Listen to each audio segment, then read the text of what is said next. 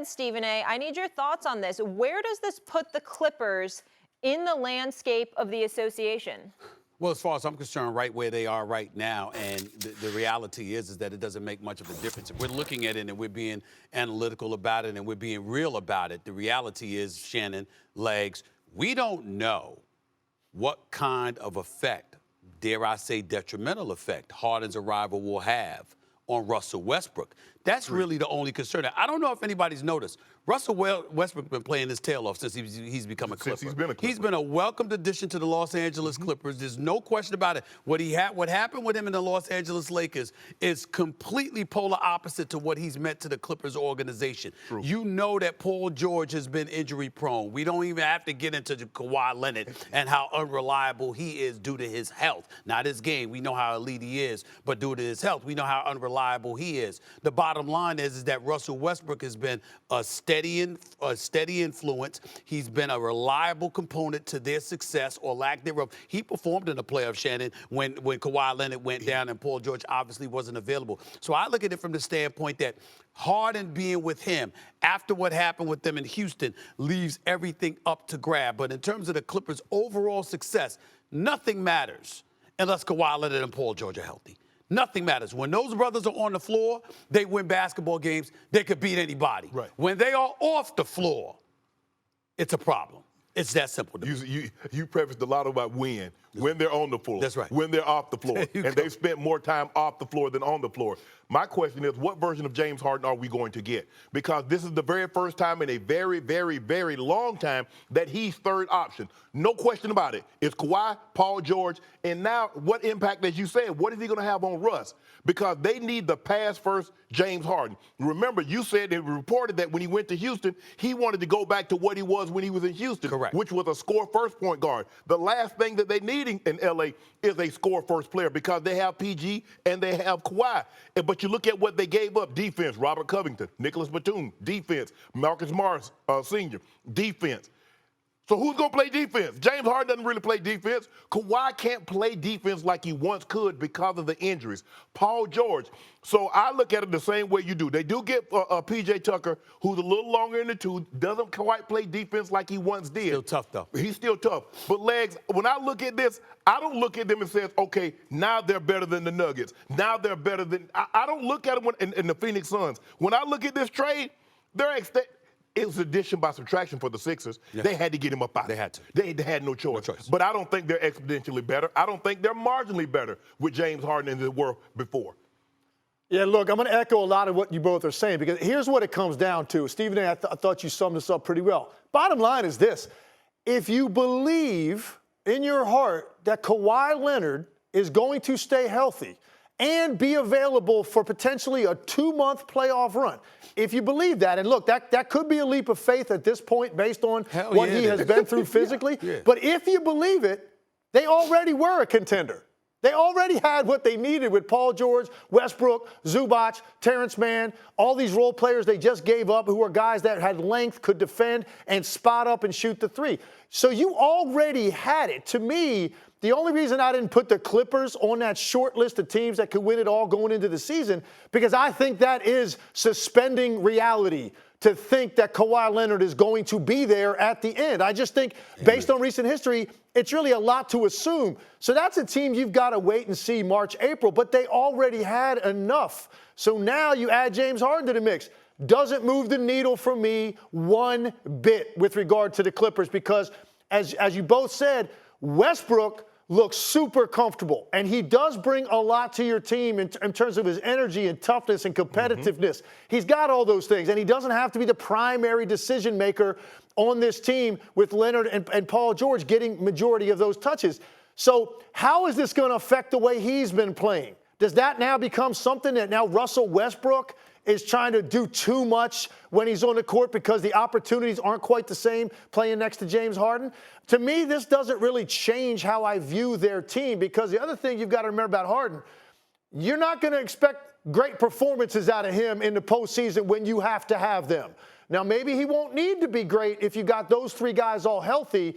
He needed a lot more in Philly when you had Embiid, you had Maxey was younger, not quite ready, Tobias Harris struggling in the postseason. You needed James Harden to be great for Philadelphia. And I got some incredible numbers here on 10 of the 13 playoff games that he played for Philadelphia the last years. Now, why do I say 10 out of 13? All right, let's take away game 4 against Miami 2 years ago. He played great. Let's take away games 1 and 4 this past year against Boston. I'm not denying how great he was in those games. That's a 3-game sample size. The problem is his floor on the other nights. 10 games, and I want to look at this. I want to make sure I don't misspeak. 10 games out of 13, 32% from the field, 22% on threes, 14.5 points a game. In the other 10 games that you had to have him, because some of those nights Embiid struggled. So that's what you're getting with James Harden. You don't know if he's going to deliver in the postseason, and it doesn't really move the needle for me because this is all about Kawhi Leonard. He's been on the Rockets, the Nets, the Sixers, and the Clippers. So he's been on 4 teams in 2.5 years. That's number one. Number 2, the Clippers at 2-1 this season. Short sample size, no doubt. Currently ranks 5th in the NBA in scoring at 121 points per game. Second to Denver in the field goal percentage shooting at 52%. First in three-point shooting at 41%. Those are the Los Angeles Clippers. Key important point here, Legs, Shannon. Russell Westbrook is averaging 11, 7, and 6. He's shooting 60% from the field. Wow. 50% from three-point range. Small sample size, first 3 games. Only averaging a little over 8 shots a game. But I'm pointing to the efficiency. Russell Westbrook playing the way that he plays has a lot to do with the teammates he's playing with. When you got guys that you can rely upon, that you don't mind feeding, that allow you to be you to the best of your ability while facilitating stuff for them. Russell Westbrook doesn't mind that. He goes to Houston. James Harden is his boy. I'm certainly not here to tell you what their friendship is like. I have no reason to believe they ain't still boys. Please don't get me wrong. But I'm talking about as teammates, Russell Westbrook wanted out of Houston. And James Harden didn't mind him being out of Houston because James Harden wanted to do his own thing. And so when you look at it from that perspective, and when he goes back to Houston, let's be clear about this in terms of what I was told and what I reported. He went to Houston with that mentality because of the team they have. The younger. With the Clippers, he knows he's going to have to be that dude that led the league in assists last year at 10.7 a game. Here's the problem with that. If James Harden is that, how does that help Westbrook? Because Westbrook isn't an off-the-ball dude that's going to run around looking for a shot and spotting up 3. That's not his game. Russell Westbrook is at his best when he's the aggressor with the ball in his hand. James Harden ain't running around, picks and screens and everything, looking to get the ball to catch and shoot. That ain't his thing. They both want the ball. Russell Westbrook is averaging 30 minutes a game. James Harden comes. Is his minutes going to be compromised? Who's going to get the minutes? Who's going to have the ball in their hands? That is a question. Now, if anybody can figure it out, it is the great Ty Lue. But it is a lot to figure out. But let me ask you this.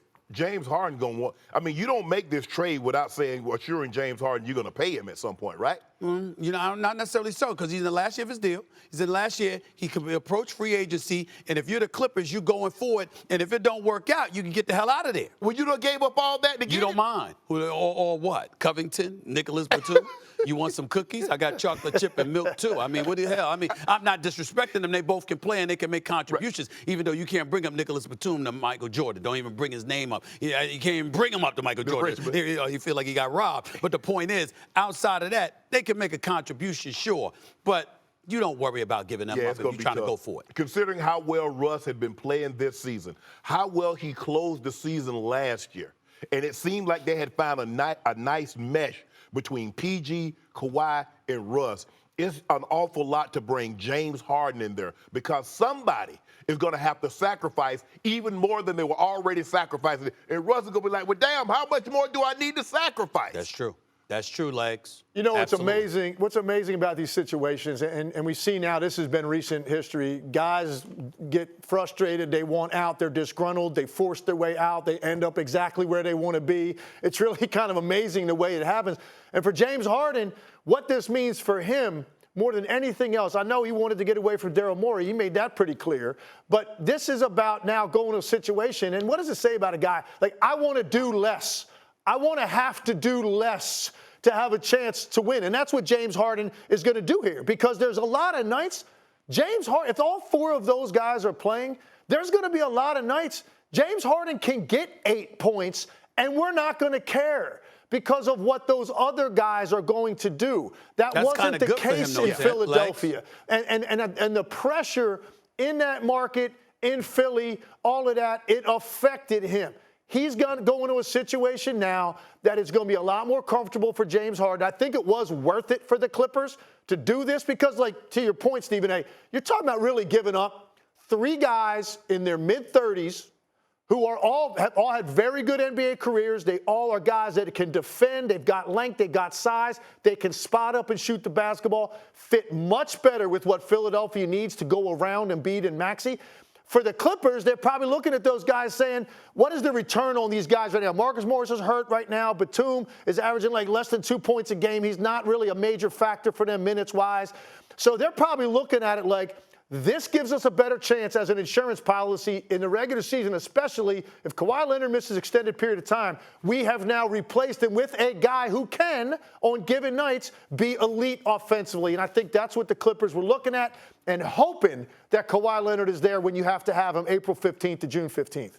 Marla, let me ask Stephen A. one thing. Yeah. You said if James Harden gives you 8 to 10 points, we won't care. But will he care, considering who and what he is? Well, let me say this to you. He wanted out of Philly so desperately. Going to Los Angeles definitely is a plus, right. Even He's though it's from the LA. Clippers. That's right.